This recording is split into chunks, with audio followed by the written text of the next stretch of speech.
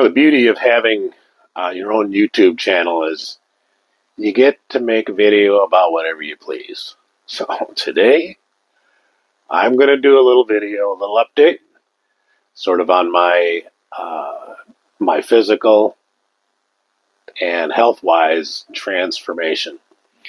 I did one of these about a year and a half ago when I was about 14 months into my journey, and now it's been another year and a half later. I've continued to make progress and thought I would get on here and brag a little bit. So, it's bragging, but also to kind of give encouragement to people who are thinking about doing something, give you some ideas, kind of what I did that worked for me, and give a lot more detail than I did the last time I did this video. So I wore the same shirt that I wore in the other video, and basically, just to give you an idea that I've had a little bit more progress, which now I'm 64. I'm going to be 65 in about 10 minutes. And I've done what you aren't supposed to be able to do at my age, and that is put on muscle and make a quite a transformation as far as strength. And strength and muscle mass are critical, or what's the word? Influential in your long-term potential longevity and health. And that's something that I knew before I started doing this, and became much more familiar with as I studied and did research on what I should do, what I should be doing, what I should be doing next. So 3 years ago, literally to the day, I had rotator cuff surgery on my right shoulder. So my supraspinatus tendon, which is the front tendon on your shoulder, was torn about halfway through, full thickness tear. And my bicep was also had a significant tear. So both of them had to be tacked down to the bone so they could grow back properly, and so I could work on physical therapy to get them strong again. And I knew that this one was bad as well, but this one was the worst. And my right arm was my most important arm. So we got that fixed first in December. So at that time, I weighed 288 pounds. I had been on a CPAP machine for about 6 months, 5 months. And because I'd snored forever, like a grizzly bear, and did a sleep study because I had been reading that could cause your blood pressure to be elevated, and it can cause an early death, earlier than I wanted to die. So I wanted to extend my life, and I just started thinking about things that I could do that would help me live a better life and potentially live longer. So CPAP was one of the ways I could help myself. And I started using a CPAP because in my sleep study, I had 72, what do they call it? We'll edit this out. Events. So I had 72 events, which were either full-on obstruction or hypopneas, which are moments when you stop breathing for some reason. They theorize it's because your brain doesn't remind you to breathe. I have a different theory, which I'll go into at some point. But I had 72 of those per hour, and now after losing the weight, I only have about 5 per hour, and I don't need the CPAP anymore because I had lost enough weight. Apparently, I have fat in my mouth, in my throat, and in my tongue that would cause the obstruction that would cause me to snore. So just by virtue of the fact that I've lost this weight, I don't snore like I used to, so I don't have the events that I used to. But I've come to like the CPAP machine, so I can sleep with it or without it. Some nights it does tend to wake me up, I don't get it adjusted properly. When you wake up in the middle of the night, you're out of your mind, right? So you're not thinking clearly, and you can't get the mask adjusted properly so that it seals right, and it's leaking and it's blowing on your face and tends to want to wake you up. So I just take the thing off. And I know, because I wear an oxygen meter, I know that my oxygen levels maintain still at a high level, which means that I'm not stopping breathing. And my heart rate doesn't become elevated, doesn't shoot up, which is what happens when you have these events. When you have an obstruction, you stop breathing, and then when you start breathing again, it's you get caught up on your breath, your heart rate jumps, your blood pressure jumps, and your oxygen level prior to that, your oxygen level begins to drop. So because of the oxygen meter that I wear every night, I can see that doesn't happen anymore, even whether I'm wearing the mask or not. So I tend to I go to sleep with the mask because I like it. I like the feeling. I've just gotten accustomed to it. So a lot of people that wear CPAP will tell you the same thing, that they can't sleep without it. I can sleep with or without it. I don't have any trouble sleeping without it, and I don't have any trouble sleeping with it, but I do like it. So I lost 68 pounds total, and now I've gained about 10 more pounds since then, which is obviously I've gained a little muscle. So that's 65-year-old arm. I even got real rear delts, and have a match set. Amazing, because I never had this when I was a kid. I never worked out. I'm trying to keep the camera bright. I don't know how to keep this stupid cell phone so it's bright. It dims down. So the trick is to back up and let it brighten up again. So I never worked out in my life. I was never a runner. Never ran. I went out for track in high school. I was always kind of I was always just plain fat kid. A fat kid. When I was a little kid, I wore husky pants. I don't know if they still have husky pants or not. And when I was in high school, I joined the track team throwing the shot put and discus. No surprise. That's what the fat kids do. And I twisted my ankle, got a hairline fracture about 2 weeks into it. And those 2 weeks were the only 2 weeks in my life that I ever ran methodically or every day. And the only 2 weeks in my life that I ever did any sort of lifting. And we didn't have a real lifting program at the school, but they had weights, and I'd go in and tinker with them a little bit. So I don't consider that weightlifting, what I did. And I never weightlifted in my life. And I was always definitely a fat kid. I always had farm strength, so I was always kind of a strong kid, on the job site. Well, let's get Jeff to pick it up, Jeff to pick it up. So I was always a strong guy, but never a fit guy, and definitely never a guy with a little definition, Never a guy with veins that I could get to pop out, especially after I work out. The old veins are going crazy, which is kind of a neat look, It's something new that I had never had my whole life. I always envied the guys that had the Ripley arms and the veins sticking out in their arms, but I never had that. But until I got in my 60s now, when I started trying to get in better shape. So 3 years ago today, I had my first rotator cuff surgery, which wasn't very fun. The most painful part of it is apparently the anchors in the bone, and the pain was just unbelievable. They had given me a nerve block, which lasts 24 hours. Apparently now they have a 72-hour nerve block, which would have taken me beyond the worst pain of the surgery. So the worst pain was 24 hours after the surgery when the nerve block wore off. And then for the next 24 hours, that was the worst of it. And beyond that, it was no big deal. Just ibuprofen and Tylenol. It was just sore. But then that second 24-hour period was really bad.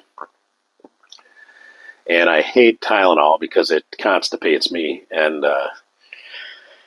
I don't like to be constipated. Probably no one really likes to be constipated, right? Am I right?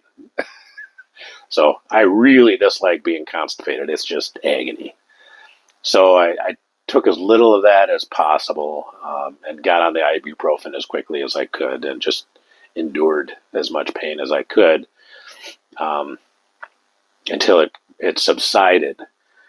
So it hurt a lot. I had my arm in a sling, and I was sitting and sleeping on a recliner. I couldn't lay in bed for 3 months. I was out of bed. I just couldn't lay in bed because my shoulder hurt so bad. It just was not used to it. The tendons were tightening. My muscles were atrophying. My bicep was getting smaller and smaller. My triceps, which weren't substantial anyways, got smaller. I remember feeling my arm thinking, man, this is ridiculous. You're getting to be an old man, blah, blah, blah.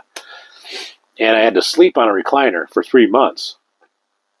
So after about 5 weeks being on the recliner most of the day, basically 23 hours a day, I would just get up to check on the snakes from time to time and do what little I could do, which wasn't very much.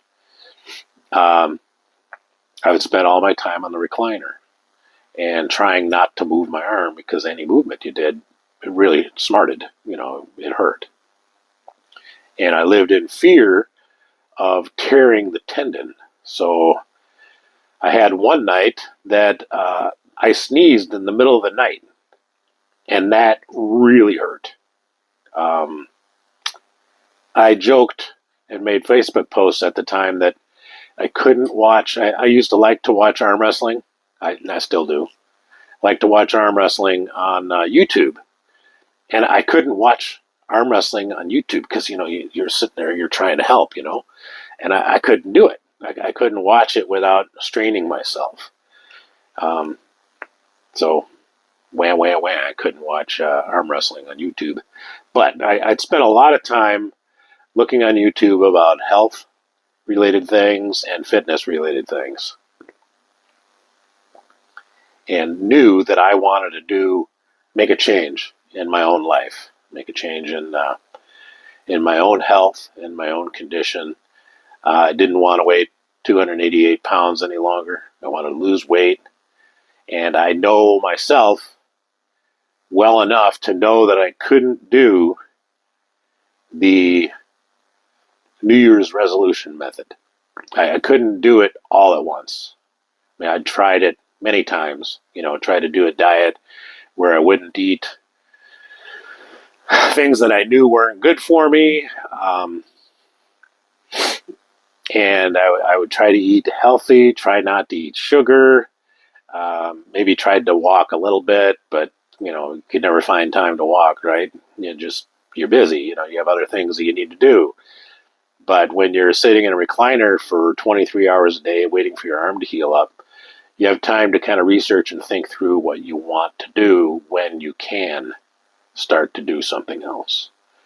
So it was about 5 weeks after the surgery, I started to walk. So I had my arm all strapped up in the sling, held next to my body. I was a good patient. And I started walking up and down the road in front of our house, which is a gravel road. And I started with about a half an hour a day. And initially it was kind of a slow walk. I was trying to be careful not to jostle too much, because too much jostling would hurt. And I was trying to keep it from hurting, especially after the big sneeze. When I thought I might have torn something, I was afraid of it. I actually asked Brad Barnardini about it, the BOA orthopedic surgeon. And turns out I didn't hurt anything bad, but it was sore. After about 2 weeks, I started walking more. So I was walking about an hour a week and doing a really brisk walk. So very early on, when I first started walking, I bought a Fitbit. Fitbit helped me a lot. So Fitbit gave me a baseline. So it gave me a baseline reading on where my heart metrics were at, which I would highly recommend if you want to do something like this, to get a Fitbit. Fitbit are generally the cheapest smartwatch that you can get. Now I have a Garmin as well, which is quite a bit more expensive. It's supposed to also be accurate, but I get metrics from both of them. Compare them; they're never identical. It's hard to know which one is exactly right, but so I look at both of them for reference. So I started with the Fitbit, and my resting heart rate was 70 when I started, which isn't terrible for, at the time, 62. Not a terrible resting heart rate, but not great, for sure. Some people, heart rate is a very complicated issue. Some people just naturally have a very fast heart rate and are perfectly healthy. You can have an 80 or a 90 resting heart rate in some instances, and that is just your normal resting heart rate, and you can have a perfectly healthy heart. And some people are blessed with a heart that their resting heart rate, if your heart is in good condition, can be much, much lower than that. So mine started at 70, and then I started walking more briskly. And I did that for another month or so, and Lucas Matlock challenged me to start doing some HIIT training. So HIIT training, I wasn't going to run.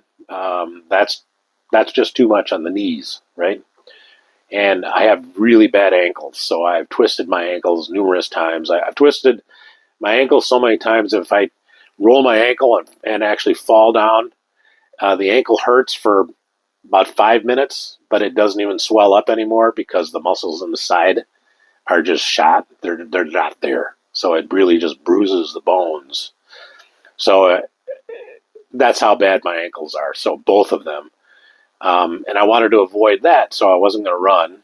And that's hard on the knees, hard on the hips, and I'm 60-something years old, right? So I know these things. And so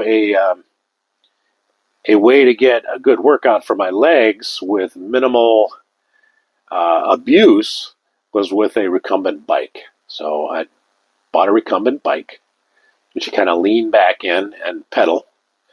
And that's what I did my HIIT training on. So I did that for about 2 months and really worked my heart. I found out if you take your Fitbit and you put it on your ankle, it will count revolutions on the bike as steps. So you don't lose steps. So that's one of the things you get with the Fitbit is it monitors your heart rate, gives you your resting heart rate, tells you what your heart is doing while you're working out, and it counts your steps. So these are things I could look at on a daily basis to kind of get an idea how I'm doing, get an update on my progress, and see how my heart is doing.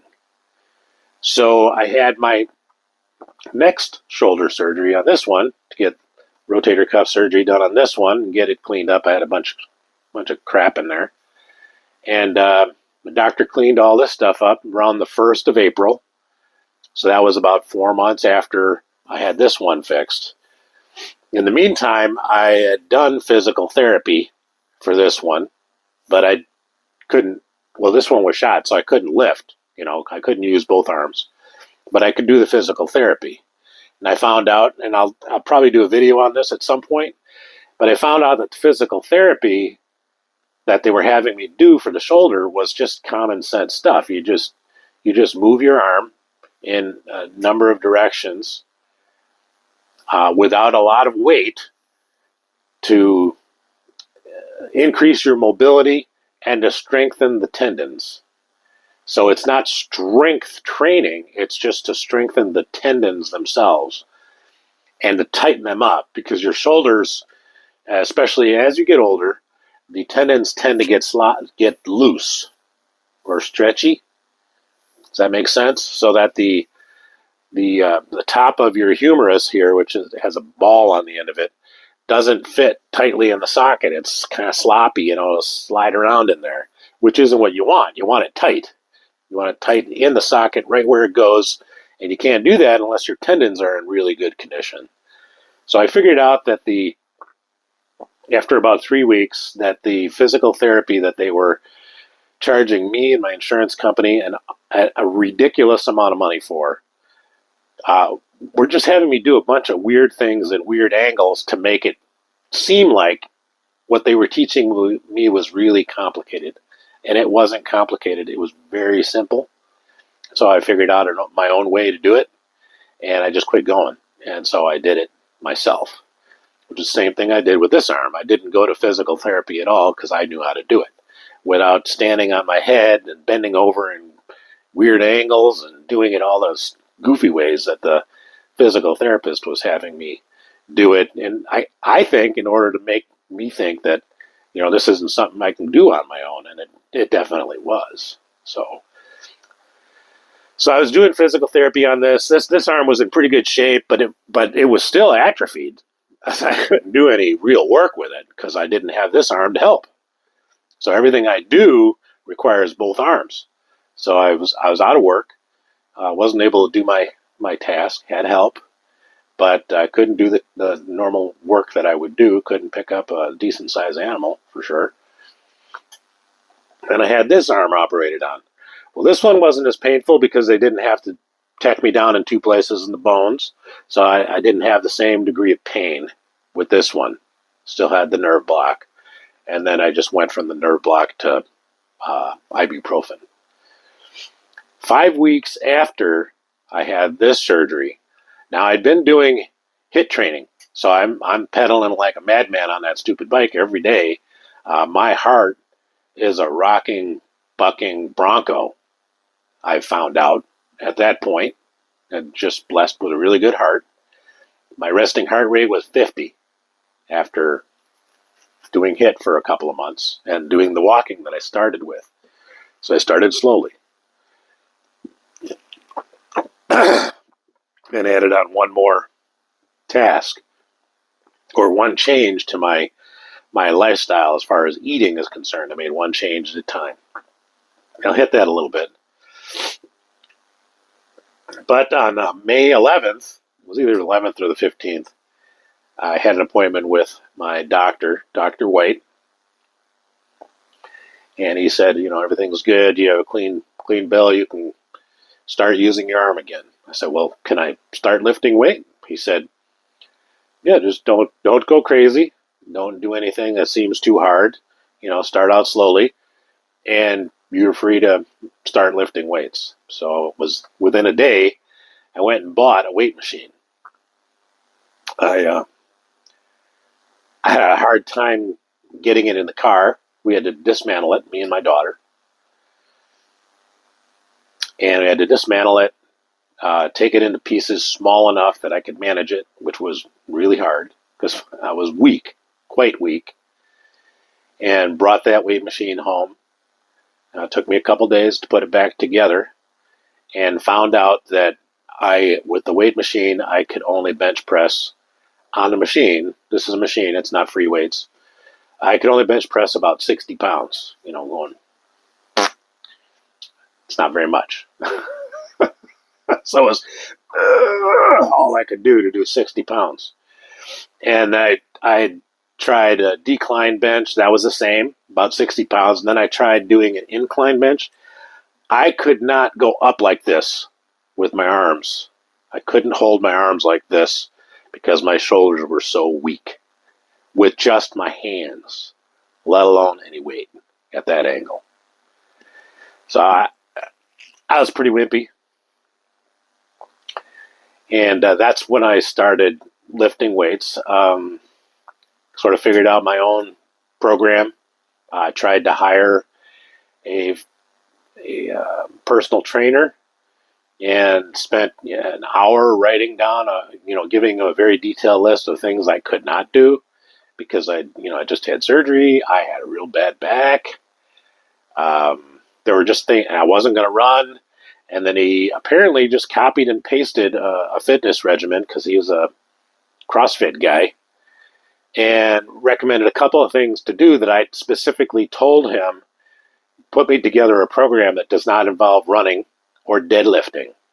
And the program had it in there, which told me He didn't read a stinking thing that I wrote to him, and he just copied and pasted something. He didn't customize anything. So, anyways, I ended up never hiring him, figuring out my own program, my own kind of set and routine that I started doing, which I did with apparently pretty good success.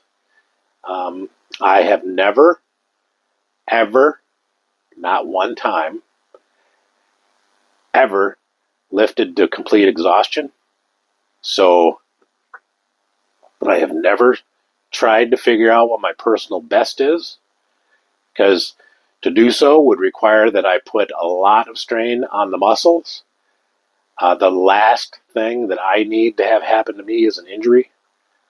An injury at this age would take a long time to recover from. In the meantime, if I'm waiting for a pec to heal because I've torn something, everything else is going to suffer. And the older you are, the more quickly, potentially at least, but almost realistically, the more quickly you're going to lose muscle that you've attained, especially if you built the muscle and not just, been gifted with it, the muscle that you had when you were a youngster. So there was no way I was ever going to lift to failure, and I never did. I never tried to reach a personal best, so I don't know what my personal best is on anything. I know on my machine at this point, I can bench press 150 for 18 or 20 reps, which is a lot. So most of the lifts I do, I'm doing between 16 and 18 reps. So it's high reps. And the logic there is you're less likely to tear something if you're doing higher reps than if you're doing a higher weight at a lower rep. So if you're really young and you're lifting for power, you might do 3 to 5 reps, on a weight that you can just barely do the 5th rep or the 4th rep. And when you're pushing that kind of weight and that kind of stretch on the muscles, you're much more likely to snap something, which I don't want to do. So I don't. So I take it easy. It takes longer, for sure. But I worked out 6 days a week for a long time. Recently, I started doing my heavy lifting only 3 days a week. And it's a little longer session each time than I used to. So I like it because, number one, it takes me less time. I still work out on the other days, but that's primarily walking, or I'll work abs on those days, or I might actually lift. But I'm never lifting the heavy weight. I'm lifting a lighter weight, so it's more like an exercise routine and not a training routine. Follow me on the difference there. So training, you're pushing yourself, trying to get stronger. And if I'm doing 18 reps, a bench at 150 pounds, if I do 18 reps, it's pretty difficult to do that 18th rep. I could always do probably 24 or 25, but I never push it to the max. But if I was only doing 4 or 5 and doing as much as I could, it would be considerably more than 150, and I would be putting myself at considerable risk of pulling something. So I don't want to do that. So going back just for a minute to when I started with the walking. So prior to that, I knew that one of the big changes I had to make was what I ate. So that was the most difficult change that I had to make. I had to quit sugar.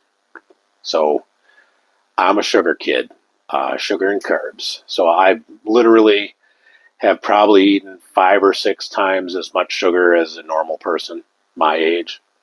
When I was a little kid, my mom used to complain that she had to buy me a 5-pound bag of sugar every week. She had to buy the family a 5-pound bag of sugar every week when she went grocery shopping because of how much sugar I put on my cereal. So I had to break myself of the sugar habit, which that was difficult. But it was very hard. So that was my number one priority right after my surgery, was to quit the sugar. And that took a couple months, really. I was into my walking before I was able to feel like I'd actually broken that addiction. And it's a physical addiction. It calls to you. If you're addicted to it and you've tried to stop, or you try to diet and you try not to eat sugar for a day, you know what I mean? It beckons you. It wants you to come and find some of it. And there was still plenty of it in the house because nobody else was doing the same thing I was doing. So I broke myself of the sugar habit, and I quit eating Doritos and Cheetos, potato chips, salty snacks, at the same time that I quit the sugar. So that was the hardest thing that I did. So what I did was, when I decided that I wanted to live longer and I wanted to be healthier, I resolved that tomorrow I'm not eating any sugar, and tomorrow I'm not eating any salty snacks. And I did that every day. And that made it easier. When I did, in my mind, I resolved to do that on a daily basis. That was the hardest part of this, getting myself into better condition, better shape. Much harder. The lifting weights is fun. You hear about people who lift weights, and there's a release of endorphins, and same thing with people that run. Although I'm not running, I'm not going to abuse my joints like that. There's something about it that just is just really enjoyable. You really love it when it's over. But not eating sugar wasn't any fun, so that was very, very difficult for about 2 months. But I saw a light at the end of the tunnel. I thought, well, I can make myself get in better condition. So I had been, and I talked about this before, but if you go to the grocery store and you see an old guy, 50, 60, sometimes 70, get out of his vehicle and you watch him kind of wobble into the store. I was that guy. I'm not anymore, but I was that guy at that time. I had pain in my hips, my knees, my ankles, in my hands, and I don't anymore.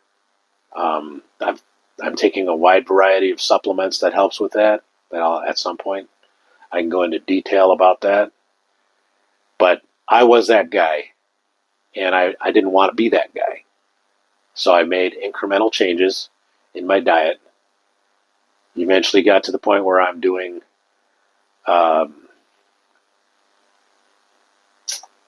what do we call that? Intermittent fasting. So it's not a real strict form of it. So I eat breakfast. I either have shredded wheat or oatmeal, no sugar added, and then I have a protein shake before that. Then I have a protein shake a couple hours after that, which is after my workout.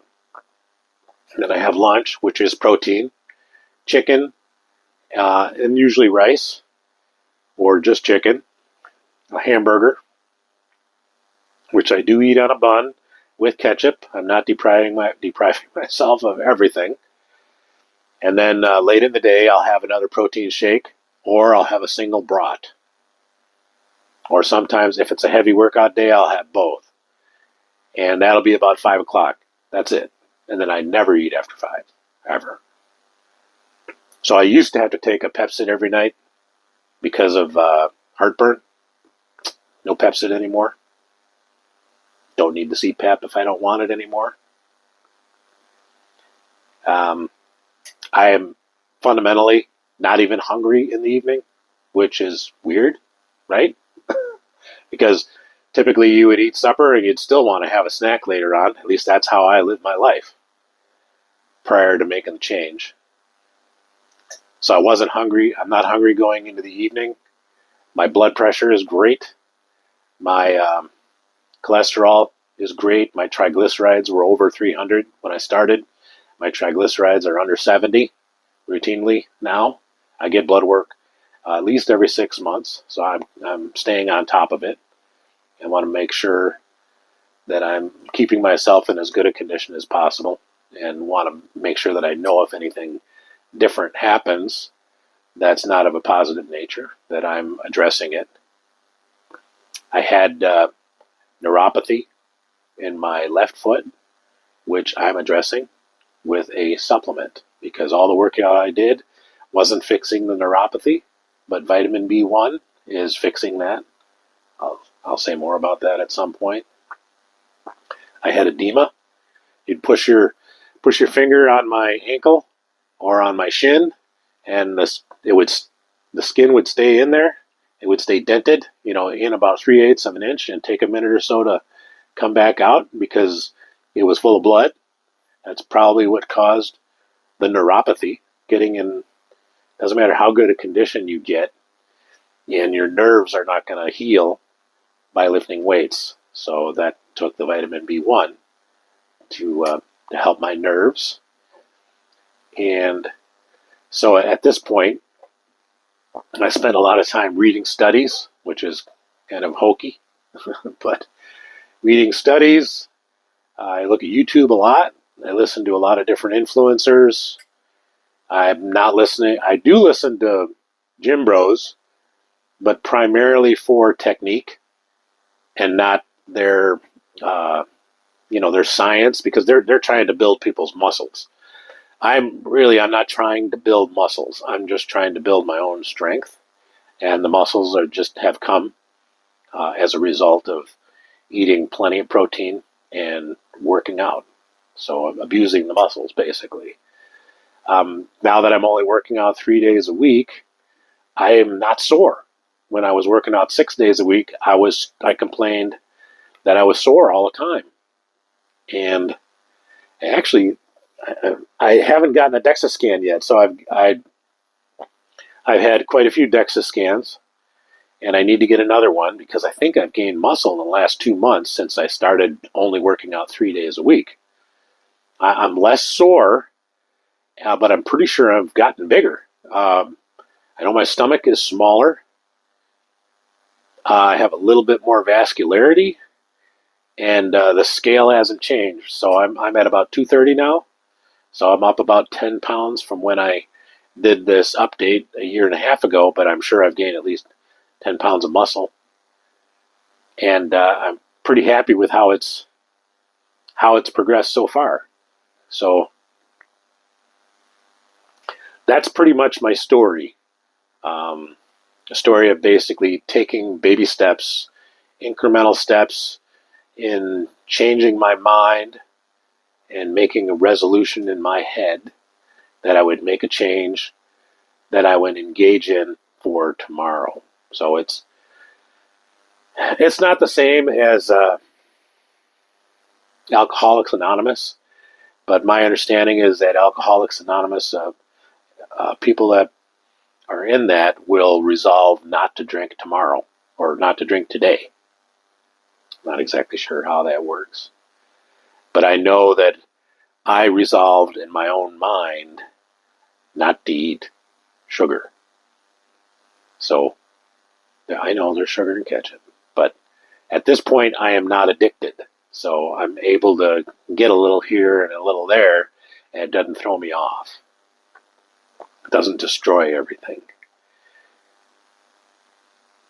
So this incremental method is what worked for me, and I did the exact same thing with all the working out and my eating, my lifestyle. I concentrate on getting good sleep every night. I try to go to sleep about 9 o'clock because I know my body is going to wake me up between 5 and 6 every day. And rarely do I get to sleep past 6, which I wish I could, but I can't. So I have resolved that I will go to sleep at 9 so that I still get a good night's sleep, because that's an important part of your body being able to recover and take care of itself. So anyways, I just figured I'd do this again, give a little bit more detail about how I did and the progress I've had. If enjoyed this, you can like it, comment on it. It's all helpful for the algorithm. Completely unrelated to what I normally would do, but I enjoy talking about it. I actually like talking about this just as much as I like talking about the animals. Um, I just don't get a chance to do it that often, except for regular people that you know that I know that are also training, and they ask me how I'm doing. I ask them how they're doing, etc. But it's fun. So if you enjoyed it, like the video and share it with your friends, and hopefully it'll be an inspiration to some people that you can gain muscle when you become an old guy. You can change your life. You can choose to live longer.